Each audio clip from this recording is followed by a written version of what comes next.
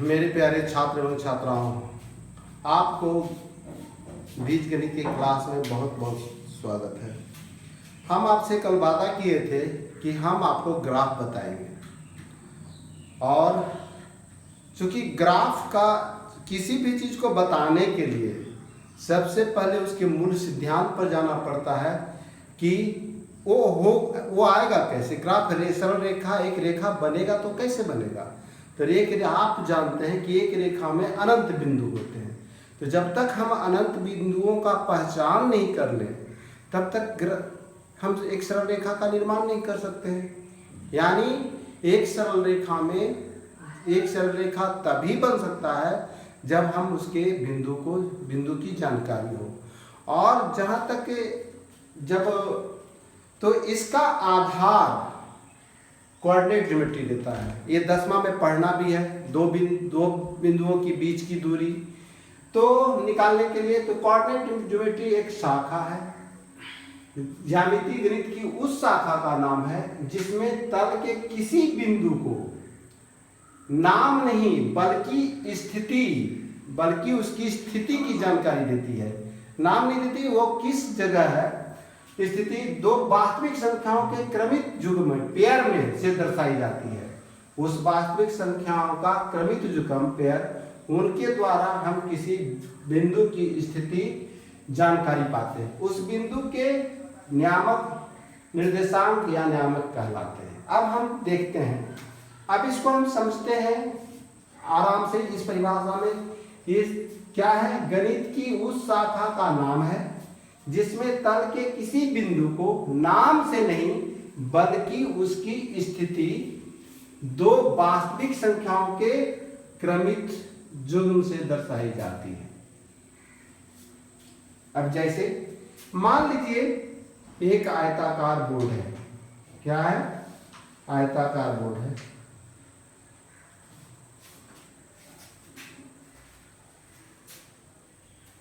आयताकार ABCD कोई board है, और इसमें सबसे महत्वपूर्ण बात क्या है बाबू, स्पष्ट सुन लीजिए। हम एक बिंदु डालते हैं, कहीं भी एक बिंदु हम आपको एकदम शॉर्टकट में समझा रहे हैं, फिर कभी आपको दिक्कत नहीं होगा। एक बिंदु दो मान रखते हैं। एक बिंदु मान लीजिए P कोई बिंदु है, उसके दो नियामक होंगे जिसको हम x तथा y के नाम से जानते हैं। x तथा y के नाम से जानते हैं। ये x और y है क्या, हम इसमें आराम से मान लीजिए एक आयताकार बोर्ड है जिसमें मेरा P बिंदु है, P बिंदु है। इसके भी दो नियामक होंगे, एक x और दूसरा y। ये यहां पर मूल बिंदु, दूसरी बात आप जानते होंगे,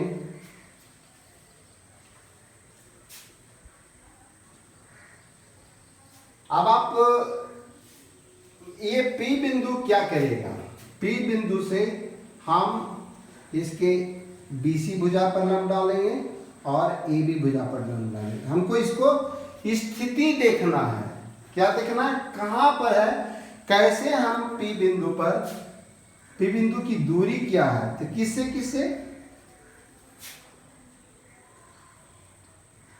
B, जिसका कि हाँ मूल बिंदु, यहां के लिए इस पर मूल बिंदु x और y का मान 0 0 होगा।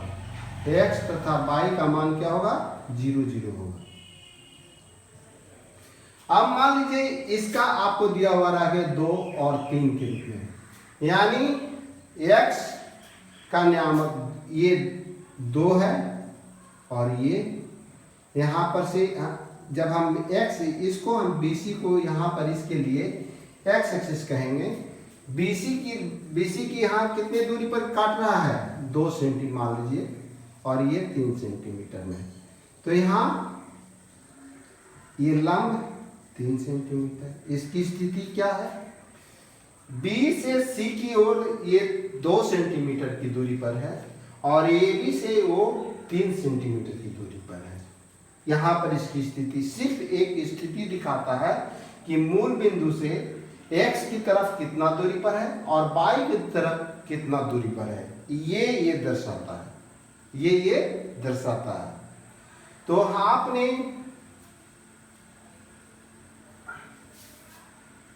क्या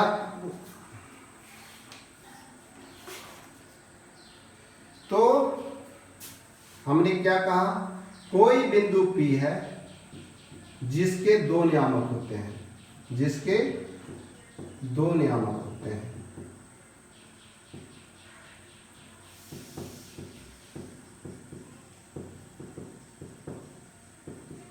पहला मान लीजिए P है जिसका x और y नियामक है, तो ये कहता है x एक्सिस के साथ x अक्ष के से x की दूरी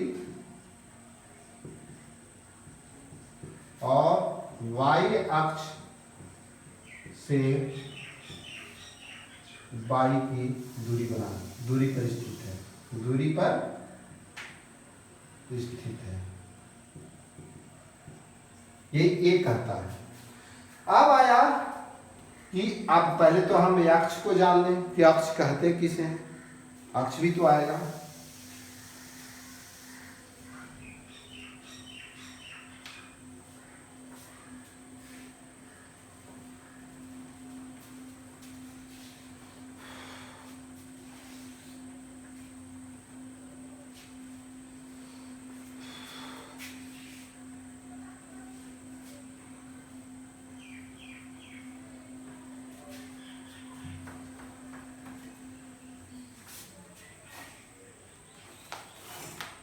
तो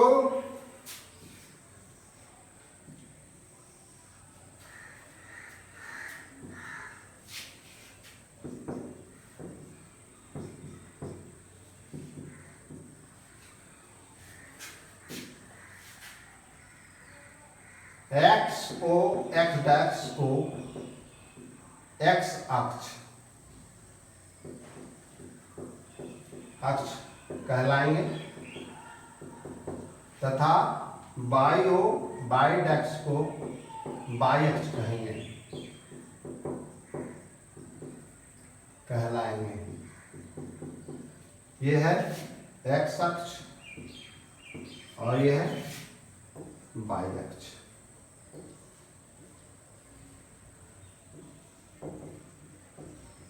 आप 0 को मूल बिंदु कहेंगे,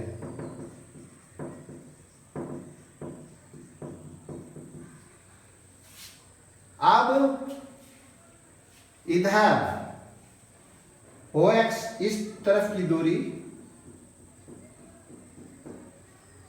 ये धनात्मक होंगे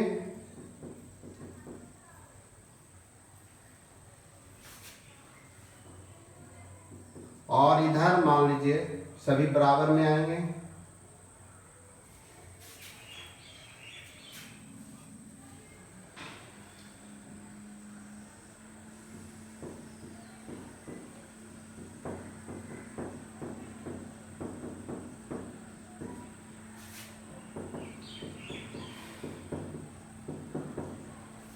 ये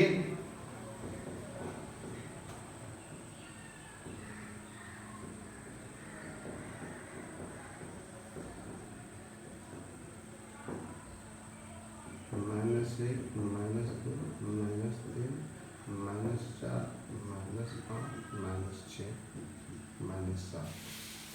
आप कुछ देख रहे हैं, मूल बिंदु से OX की तरफ की जो दूरियां हैं उसमें धनात्मक मान आते हैं और जब O डैश हम लेते हैं तो ऋणात्मक आते हैं। ऊपर की ओर लंबवत लेते हैं, लंबवत में तो धनात्मक आते हैं और जब नीचे जब ओवाइड आता है, ओवाइड डैश में आते हैं तो ये ऋणात्मक आते हैं। ये 4 भाग में बटा हुआ होता है बराबर में। अगर हम इसको कोण के यहाँ 90 आए, एक मूल बिंदु पर 360, इसको 360 को हम 4 बराबर भागों में डाल दें तो 0 से 90 की दूरी को हम प्रथम पाद बोलेंगे। प्रथम पाद, द्वितीय पाद, तृतीय पाद और चतुर्थ पाद।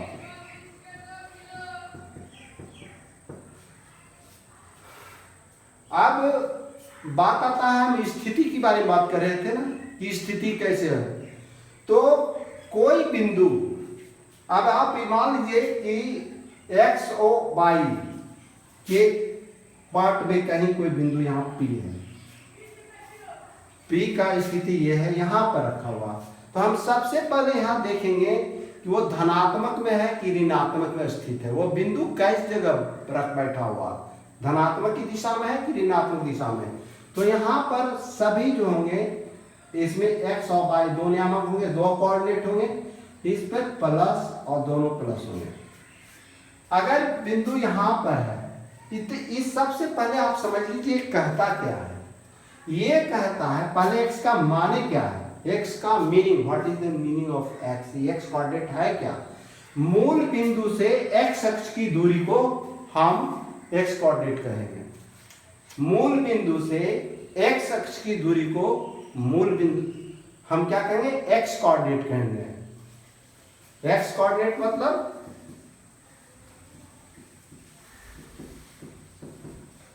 मूल बिंदु से एक्स अक्ष की दूरी, यानी हम जब इस पर P से इस पर लंब डालते हैं, क्या करते हैं, लंब डालते हैं, तो लंब एक्स अक्ष को यहां देख रहे हैं कि 2 पॉइंट पर काट रहा है, यानी इसका नियामक 2 होगा। इसका नियामक क्या होगा, 2 होगा। और होगा क्या, ये धनात्मक की दिशा में कहलाएगा, इसका +2 होगा। वाई अक्ष को भी उसी तरह वाई कोऑर्डिनेट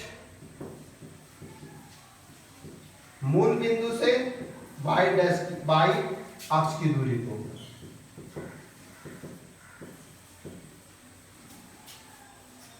तो यहां पर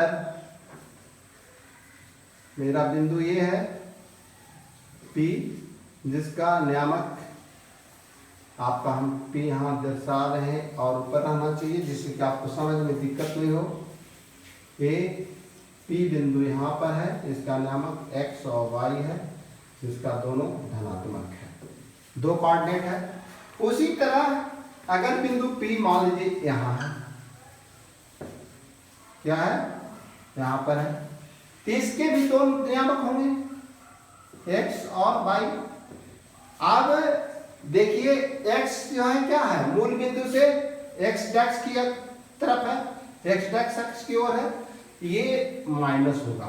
लेकिन y तो इसी ऊपर में ही है, नीचे की ओर में धनात्मक की दिशा में है, y का मान प्लस होगा। मगर अगर इस तरह से अगर P बिंदु यहाँ पर मिलता हो तो इसके भी 2 नियामक होंगे, x और y।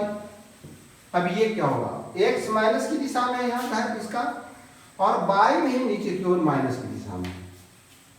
फिर अगर इस जगह बिंदु हमको मिलता है, यही 4 जगह मिल सकते हैं, इससे ज्यादा कहीं नहीं बिंदु की स्थिति हो सकती है।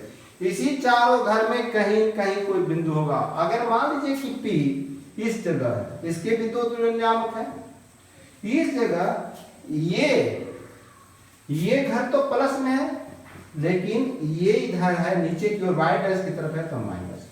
तो कौन प्लस की दिशा में है, कौन माइनस की दिशा में, किस स्थिति में है, इसकी जानकारी हमको कोऑर्डिनेट ज्योमेट्री देगा। क्या देगा, स्थिति की जानकारी देगा कि वो प्लस किधर पार्ट में, कौन कोऑर्डिनेट में बैठा हुआ, प्रथम पाद में है उसका घर, P का घर, कि द्वितीय पाद में P है, कि तृतीय पाद में P है, कि चतुर्थ पाद में P है, पॉइंट कहाँ है। और इसी पॉइंट को जब हम लोकेट कर लेंगे तो मेरा काम सरल होगा। बिंदु की स्थिति का पता लगाना, बिंदु की स्थिति का जब हम पता लगा लेंगे तो हमारी समस्या का समाधान होगा। और अब एक बात आता है, पढ़ने का बार बार आता था, कोटि और भुज, कोटि और भुज। ये क्या है? हमें P बिंदु में देखें, पहला जो नियामक है एक पेयर है। ये क्या है? XY का एक P बिंदु दो एक पेयर रखता है। P बिंदु क्या रखता है? एक पेयर, इंग्लिश में वन पेयर रखता है। वन पेयर कैसा रखता है? तो x और y के टर्म में रखता है। तो x और y के टर्म में रहेगा तो इसे जो x कोऑर्डिनेट को ही कोटि कहेंगे। x कोऑर्डिनेट का दूसरा नाम कोटि है और भुज y कोऑर्डिनेट को ही कहेंगे।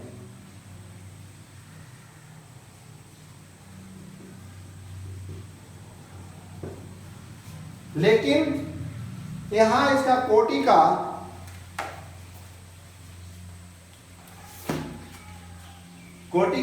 इंग्लिश में एक अलग नाम है जिसको आपको जानना चाहिए, जान लेना चाहिए।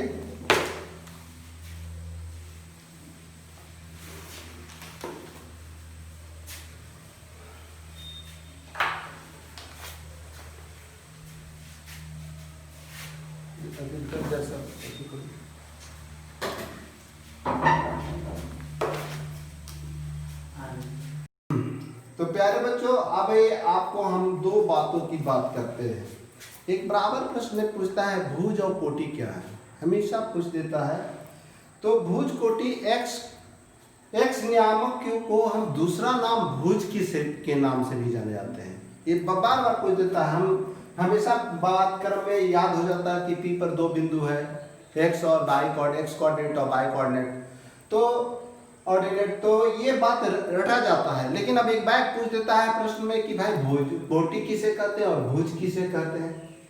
तो बराबर ये इस भुज और कोटि में संदेह नहीं। जब x नियामक को भुज, x दूसरा नाम, x कोऑर्डिनेट का दूसरा नाम x नियामक को भुज और y नियामक को कोटि भी कहते हैं। कहीं कोई झंझट नहीं होना चाहिए। तो अब आइए कि इसमें हमको पढ़ना क्या होता है। वो हमें मेन बात आता है कि हम इसको कैसे हम पहचान पाए कि कौन सा कहाँ पर है। तो हमें कुछ प्रश्नों को लेना होगा जिससे हम सफलतापूर्वक इस गणित को समझ सकते हैं। बिना क्वेश्चन लिए हुए समझने में बहुत दिक्कत होगी। जैसे मान लीजिए पहला है, मान लीजिए कोई बिंदु B है, B कोई बिंदु है जिसका नाम B है, वहां P देते। अब आप इसका निर्देशांक लिखिए। क्या लिखे? इसका निर्देश यहाँ भी x और y होगा। इस y का अब यहाँ मान लिखिए कि कैसे होगा। तो सबसे पहले यहाँ पर से हम लंब डालते हैं और यहाँ पर से हम लंब डालते हैं। तो x यहाँ क्या है? -4। y कितने यहाँ मूल बिंदु से y की अक्ष की दूरी, हमेशा जो भी चलेगा 0 से ही चलेगा। या तो इधर चले या तो इधर चले, या तो इधर चले या तो इधर चले। स्थिति यही पता चले। यहाँ से इधर x अक्ष की ओर चलेगा, क्योंकि यहाँ पर हम ये बिंदु कहाँ पर है? दूसरा पाद में है। जैसे हम देख रहे हैं कि ये माइनस में है, तो माइनस इसके x अक्ष के विपरीत में है, तो ये दूसरा पाद में स्थित है ये पॉइंट। अब यहाँ पर दो नियामक होंगे, तो जब हम x अक्ष की दूरी पर हम इधर चलते हैं तो यहाँ -4 मिलते हैं x अक्ष की तरफ, और जब y अक्ष की ओर चलते हैं तो +4 मिलते हैं। यही इसके नियामक होंगे। b का नियामक क्या होगा? -4 +4। अब मान लीजिए कोई पूछेगा, मान लीजिए कि पूछता है कि D कोई बिंदु है, D कोई बिंदु है, D का भुज, D का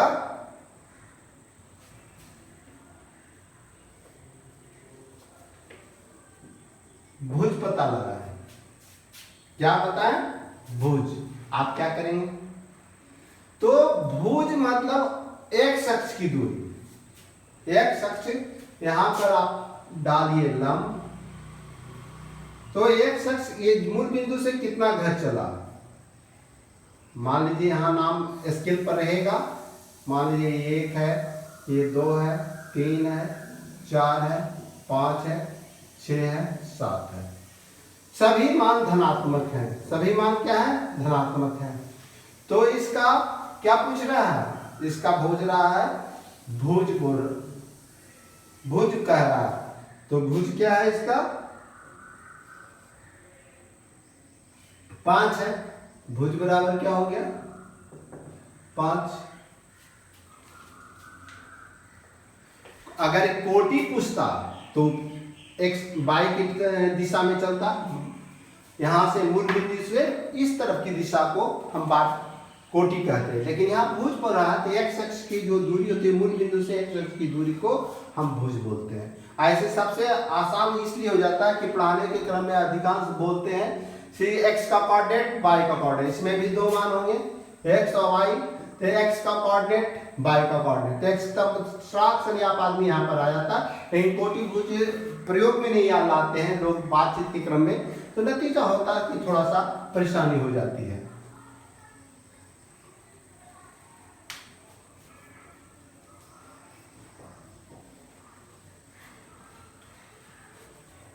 अब हम कुछ प्रश्नों को लेते हैं। क्या लेते हैं? कुछ प्रश्न लेते हैं।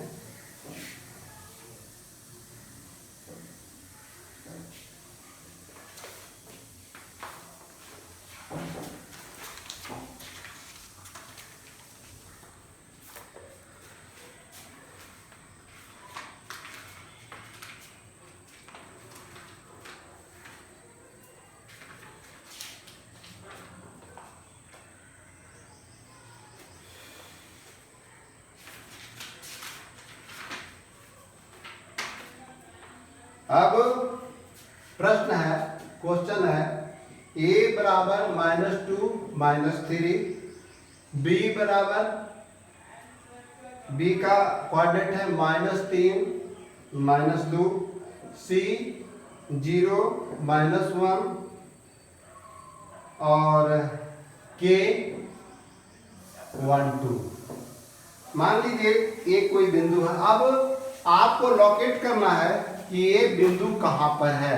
ये बिंदु A B C K हमें कहां मिलेगा? सबसे इसमें यही चीज है, बिंदु को पता लगाना। इसमें हम क्या पढ़ते हैं? बिंदु को कैसे हम लोकेट करें, पता लगाएं। तो मान लीजिए A -2 -3, इसमें आप शुरुआती में आप लिख सकते हैं, ध्यान से लिख दीजिएगा जिससे आपको खोजने में दिक्कत नहीं होगा। यहाँ दोनों माइनस है और x बाई यहाँ a प्लस और a माइनस। अब तो आसान से खोज लीजिएगा, माइनस माइनस है यहाँ पर है, इस जगह कहीं भी बिंदु इस जगह है। अब ये है कहाँ, स्थिति कहाँ पर है? हमें ये सिर्फ नहीं जानना है कि इस किस पाद में कहाँ पर इसका ये खाली लोकेट हुआ, इससे कि ये तृतीय पाद का कहीं पॉइंट है, तृतीय पाद में हमको ये बिंदु मिलेंगे। अब कहाँ मिलेंगे, स्थिति कैसा है? तो x जो है a जो है -2 घर की ओर चलता है, कहाँ? -2, और यहाँ पर 3 घर की ओर चलता है, बाई डैश पर 3 घर चलता है। तो 3 के सामने और 2 के सामने ये बिंदु है, स्थित है, ये यहाँ पर है। आप देख लीजिए, यहां से यहां की दूरी और यहां से यहां की दूरी क्या हो गया? ये मूल हमेशा नापिएगा मूल बिंदु से। स्पष्ट आप सुन लीजिए, आपका जो मेजरमेंट होगा स्थिति पता लेंगे, यहाँ मूल बिंदु पर मूल बिंदु का नियामक क्या होता है? x और y का 0 0 होता है। तो यहां से x अक्ष पर -2 की दिशा में और y डैश की दिशा में -3 की दिशा, यानी ये बिंदु यहां पर स्थित है, पॉइंट A का यहां। अब अगर b खोजें, अब हमको b लगाना, तो 1 प्लस 1 माइनस है, 1 प्लस 1 माइनस, ये सिग्नल तो दिखा दिया कि हम जो है द्वितीय पाद में स्थित हैं। अब है कहां पर ये देखना है, स्थिति हमें ये जानकारी दे पर है कहाँ, तो कहता है कि 3 घर ये एक्स की ओर चल रहा है, मूल बिंदु से यहां पर चल रहा है, और बाई की दिशा में वो 2 पॉइंट पर चल रहा है, दो की ओर चल रहा है। अब हम दोनों बाई की दिशा से हम लंब -3 पर,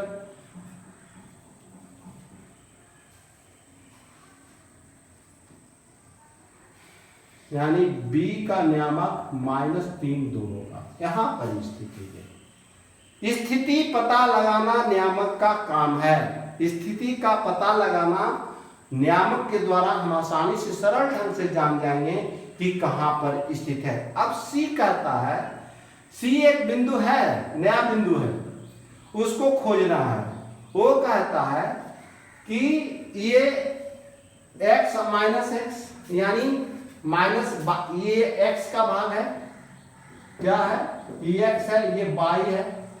कहता है x जो है ये कहीं नहीं चलता है, मूल बिंदु पर खड़ा है चुपचाप, कहीं नहीं चलता है, इसी बिंदु पर वो चुपचाप खड़ा देख रहा है।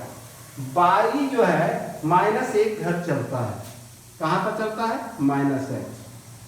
तो ये कहां मिलेगा हमको, ये बिंदु C पर मिलेगा। देखिए तो इसका नियामक क्या होगा, 0 -1, यानी C की स्थिति बाई अक्ष पर है, बाई डैक्स की अक्ष पर, क्योंकि नीचे की ओर है, बाई तो इधर रहता ऊपर में, तो बाई डैक्स की अक्ष की स्थिति पर है। ये K कहां मिलेगा हमको, ये K निश्चित है कि दोनों प्लस पर है। ये जो है पहला स्थिति हमको देखना है कि इसके धनात्मक है कि मान ऋणात्मक है। अगर धनात्मक है तो हम स्थिति पता लगा लेंगे कि ये फर्स्ट पाद में कहीं भी होगा, तो प्रथम दिशा फर्स्ट कोऑर्डिनेट का ये पॉइंट है। ये पॉइंट तृतीय पाद का है, जहां बी जो है द्वितीय पाद का है, C बाई अक्ष पर ही, बाई डैक्स अक्ष पर स्थित है। चूंकि x किधर भी नहीं जाता, मूल बिंदु पर ही उसका वो सिर्फ यहां पर ही स्थित है, कहीं नहीं जाता। लेकिन जो बाई है, जो -1 की दिशा में की ओर प्रस्थान करता है, इसकी स्थिति है, तो ये बाई डैश अक्ष पर स्थित है।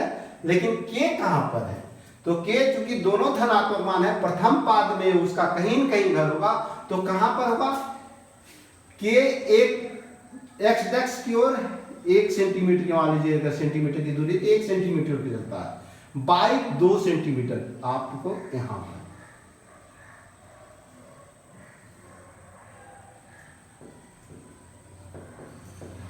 आपने देखा, हमने 4 पॉइंट खोजा, K कहां मिला, तो प्रथम पाद में, A कहां मिला, तो यहां पर इसका नियामक दे दीजिएगा, x और y दोनों माइनस है, लेकिन इसका आपने क्या दिया था, ये मिला था आपको, ये का नियामक था -2 -3, दिखना नहीं, बोल जाइए, इससे स्पष्ट है इसका नियामक, यानी -2 -3 इसकी स्थिति है।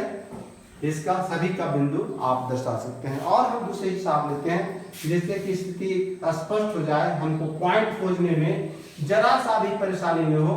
अगर हमको पॉइंट समझ में आ जाएगा कि हमको पॉइंट कहां पर है, कहां मिलेगा, किधर जाएगा, तो हमको बहुत सरल हो जाएगा। क्या हो जाएगा, सरल हो जाएगा स्थिति को समझने में। तो हम और कुछ हिसाब को लेते हैं, देखते हैं, आसान से हो जाना चाहिए।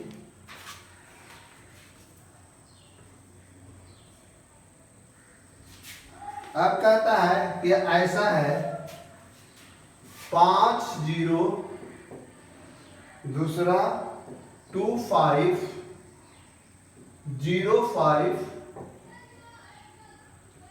-3 और 5। पैमाना 1 सेंटीमीटर लेते हुए बिंदु को स्थान निर्धारित करें। बिंदु का स्थान निर्धारित करें।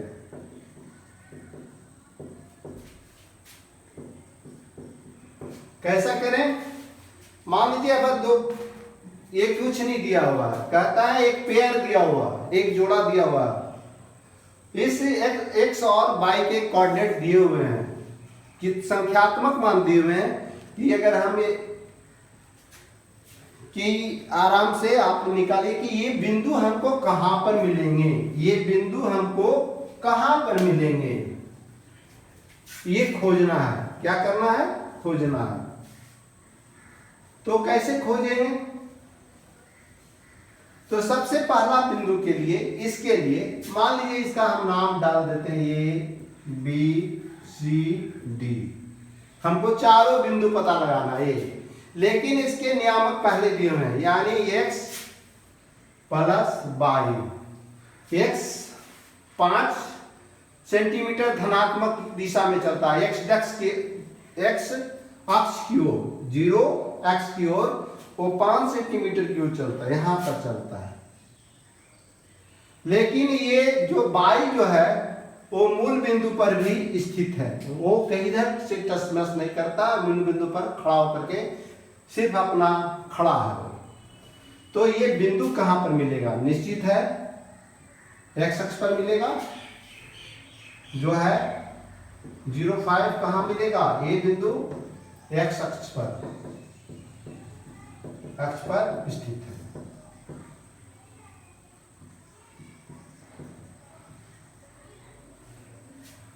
क्योंकि यहीं पर ये पॉइंट कहां पर होगा? ये ए का पॉइंट होगा। इसके नियामक क्या होंगे? 5 0 होंगे। आप कहता है बी एक ऐसा पॉइंट है कि ये 2 सेंटीमीटर की ओर चलता है और बाई की दिशा में 5 सेंटीमीटर चलता है। तो 5 के सामने और 2 के सामने आप लंब डालिए।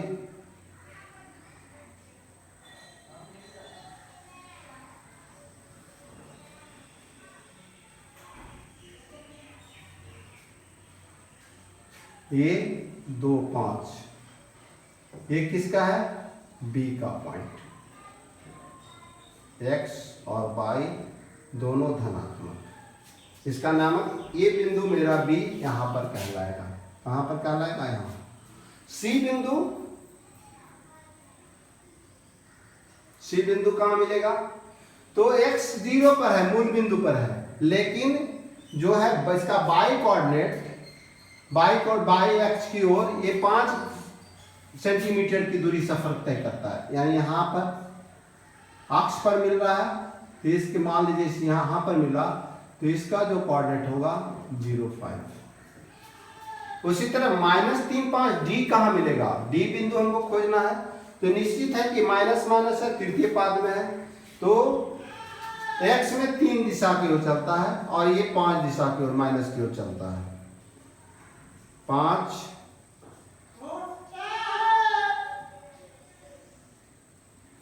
ये हो गया डी, -3 -5।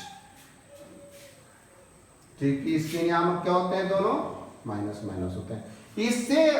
इससे ये जो इसके चिन्ह है, इससे संकेत में आपको पता हो जाएंगे कि किस पाद में कौन सा बिंदु स्थित है। यानी चिन्ह आपको पता लगाने में मददगार होगा कि बिंदु किस नियामक में, किस पाद में स्थित है। पहला आपका काम है पाद को पता लगाना है कि फर्स्ट में है कि सेकेंड में है कि थर्ड में है कि फोर्थ में है, और उसके बाद उसकी दूरी को पता लगाना। दूरी कैसे पता लगाएंगे? तो मूल बिंदु से वो एक्स अक्ष की ओर या एक्स डैक्स की अक्ष की ओर या वाई अक्ष की ओर या वाई डैक्स अक्ष की ओर कितना दूरी सफर करता है। हमेशा मूल बिंदु इसके महत्वपूर्ण अंक है। आप मूल बिंदु से ही इसकी दूरी को नाप सकते हैं। तो आज आप कुछ और प्रश्न आपको हम देते हैं, आप इसको जरूर बनाएंगे जिससे कि आपके हिसाब सरल हो जाए और आपको समझाने में कोई परेशानी नहीं हो, क्योंकि ये बहुत ही महत्वपूर्ण आपका है। मान लीजिए होमवर्क के लिए आपको देते हैं, अब ये दिखता है, आपको खोजना है, पैमाना है 1 सेंटीमीटर, एक दूरी जो है उसके 1 सेंटीमीटर लीजिएगा। तो आपका होमवर्क है, एक पॉइंट है जिसका कोऑर्डिनेट -2 3 है, बी ऐसा है, 3 जीरो है, सी है -4 -2 है, और एच जो है 7 5/2 है, और सी डी, उसके बाद ई जो है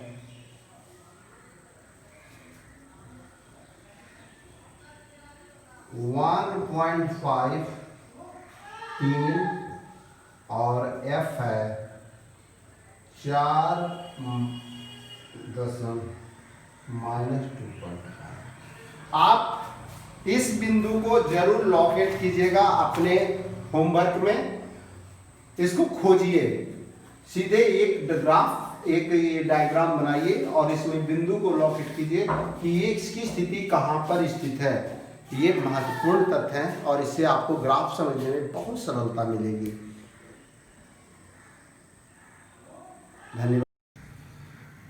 मेरे प्यारे बच्चों, आप सभी को गणित की क्लास में बहुत बहुत स्वागत।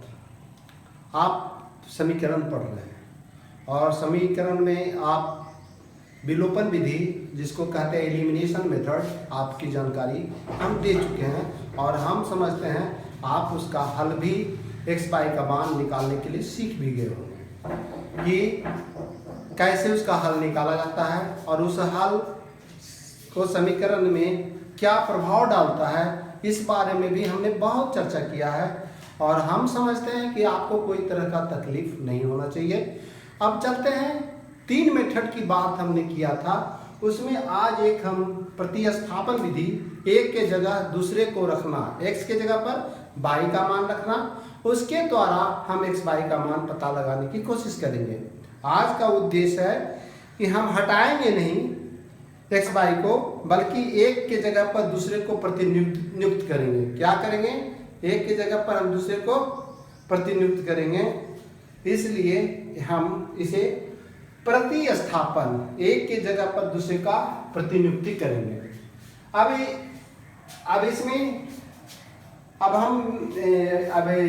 ये बात बार बार लिखना उचित नहीं है। a1x + b1y + c1 a2 = 0, a2x + b2y + c2 = 0। इसमें हम x और y का मान निकाल रहे हैं, x तथा y का मान निकालना। अब हम एक हिसाब से इसको सरल रूप से हम समझ सकते हैं। इसमें हम करते क्या हैं, जैसे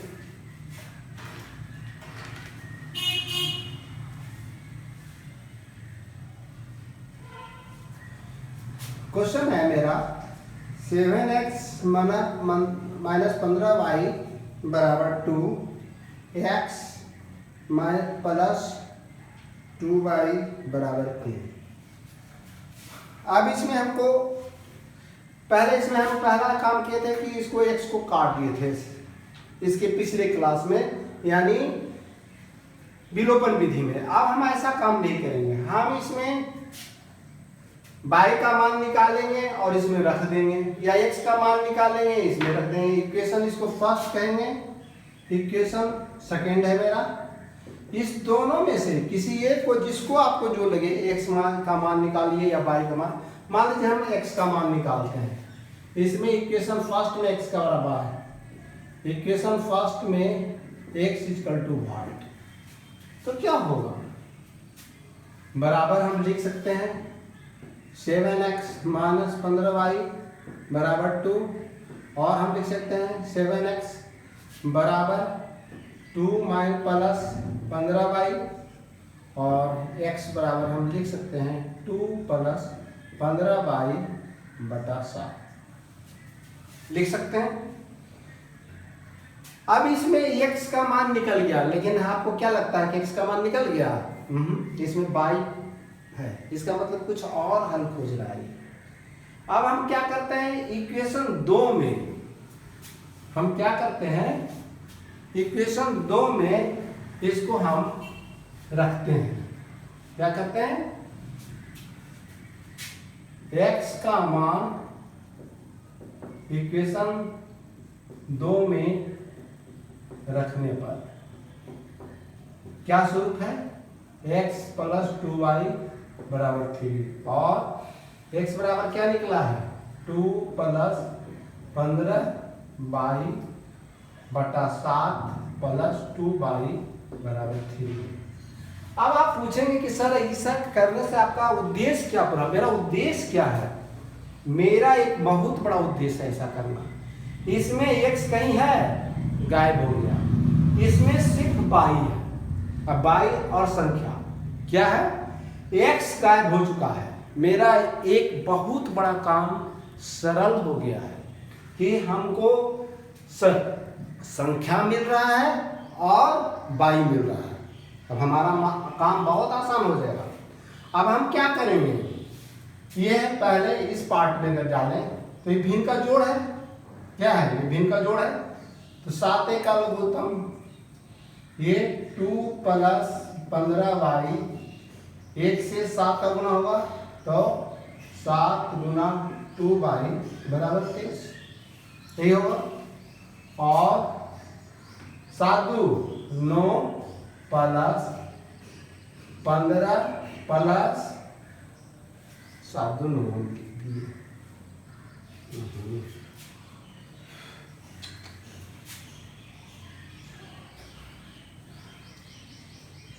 2 प्लस 15, ये आप ध्यान रखिए ये एक डिजिट है, बाई के साथ गुणक है। हमने जो गलती किया इसको 7 यहाँ पर जोड़ दिया, ये कदापि करना नहीं चाहिए था मुझे, नहीं तो हम परेशान हो जाते। ये 7 2 के साथ गुणक है, यानी ये पूरा टर्म 1 है, समझ गए, 1 टर्म 2 टर्म 3 टर्म। और हमने कितना बड़ा गलती करते जा रहे थे, हम इसको 4 टर्म कर दिए थे। तो 2 प्लस 15y प्लस 7 दूनी 14y बटा 7 गुना 23 और 2 प्लस 15 14 29y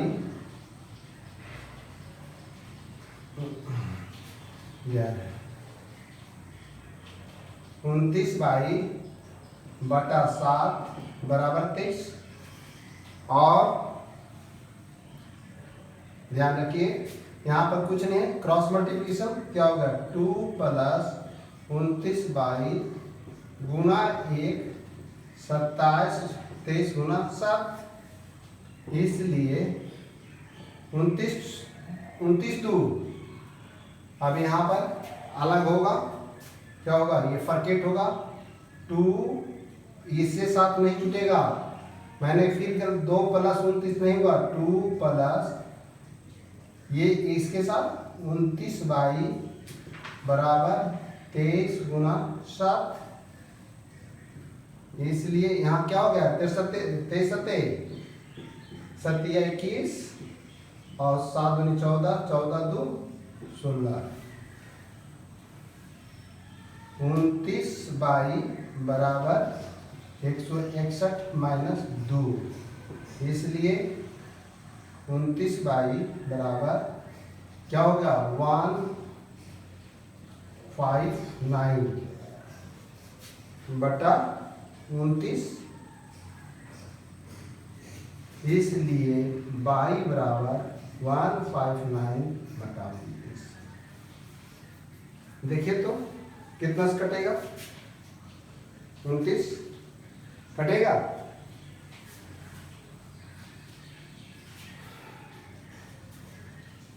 तीन 9 3 दूनी 6 सते 49, अगर 7 से लें